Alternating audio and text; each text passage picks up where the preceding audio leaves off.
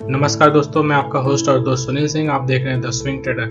जैसा कि हमने लास्ट वीक में निफ्टी और बैंक निफ्टी का एनालिसिस किया था, जो भी हमने major support line resistance line draw की हुई थी, निफ्टी और बैंक निफ्टी ठीक उसी रेजिस्टेंस और सपोर्ट को रिस्पेक्ट करते नजर आया है इस वीक में। तो दोस्तों देखते हैं निफ्टी और बैंक निफ्टी नेक्स्ट वीक में कौन से सपोर्ट और रेजिस्टेंस को सपोर्ट कर सकता है और किस तरफ का हम ट्रेड ले सकते हैं। तो चलिए स्टार्ट करते हैं निफ्टी से।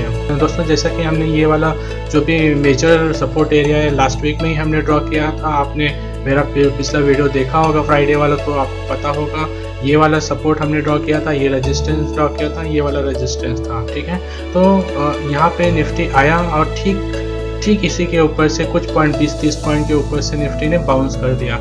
ठीक है दोस्तों, तो अब आगे क्या, आगे हम देखते हैं मंडे को निफ्टी क्या कर सकता है या नेक्स्ट वीक में निफ्टी क्या कर सकता है। ठीक है, तो जैसा कि हमने एक पहले से सपोर्ट और रेजिस्टेंस ड्रॉ करके रखा है, लास्ट वीक से यही चला आ रहा है। ये सपोर्ट था, ये रेजिस्टेंस।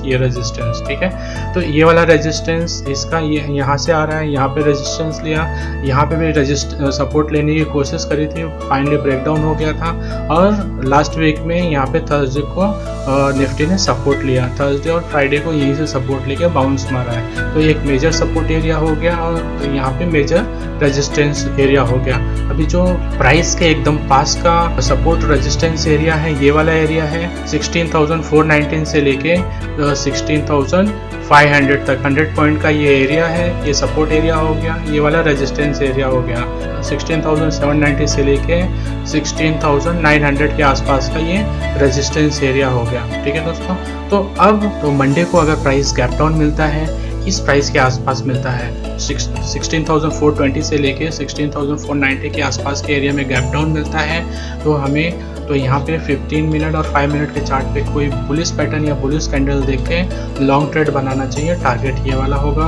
अगर प्राइस गैप अप होता है इस एरिया में, तो हमें 5 मिनट 15 मिनट के चार्ट पे कोई बियरिश पैटर्न देख के या बियरिश कैंडल देख के यहाँ पे शॉर्ट पोजीशन बनानी चाहिए। टारगेट ये होगा। ठीक है दोस्तों, तो ये हो गया। अगर प्राइस इन बिटवीन होता है तो यहाँ पे खुलता है, तो यहाँ पे खुलता है, तो अगर प्राइस फ्लैट खुलता है तो हमें लॉन्ग ट्रेड बनाना चाहिए। लॉन्ग ट्रेड बनाने के लिए हमें क्या करना पड़ेगा और कौन सी पोजीशन देखनी पड़ेगी।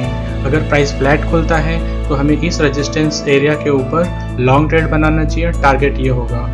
यहाँ पे हमें करीब 16,680-690 के आसपास हमें लॉन्ग ट्रेड बनाना चाहिए और टारगेट होगा 16,800।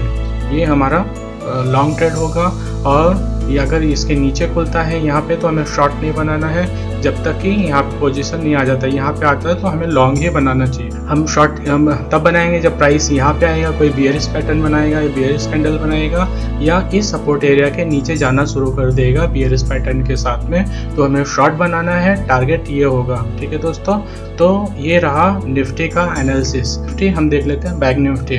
बैंक निफ्टी में भी ठीक वैसे ही पैटर्न काम कर रहा है जो हमने फ्राइडे को एनालिसिस करा था। फ्राइडे को हमने देखा था ये वाला मेजर सपोर्ट एरिया हमने ड्रॉ किया था और ये ट्रेंड लाइन ब्रेक होके प्राइस यहाँ पे कहीं था, तो हमने ये सब किया था। ये वाला कैंडल बना था तो हमने एनालिसिस करा था। ठीक है दोस्तों, तो ये एक पैटर्न था। पैटर्न ब्रेक करके प्राइस नीचे आया मेजर सपोर्ट से सपोर्ट लेके, और इस पैटर्न पे जाके वापस रेजिस्टेंस ले रहा है। तो हमें लॉन्ग कब करना है, लॉन्ग हमें इस ट्रेंड लाइन के ऊपर अगर प्राइस जाता है तो हमें लॉन्ग करना है।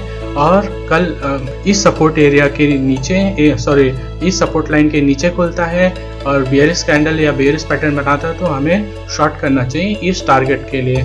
यहाँ पे जब प्राइस आता है तो कोई हमें बुलिश पैटर्न या बुलिश कैंडल देख के लॉन्ग का अपॉर्चुनिटी ढूंढना चाहिए अपसाइड के लिए। ठीक है दोस्तों, तो ये रहा बैंक निफ्टी और निफ्टी।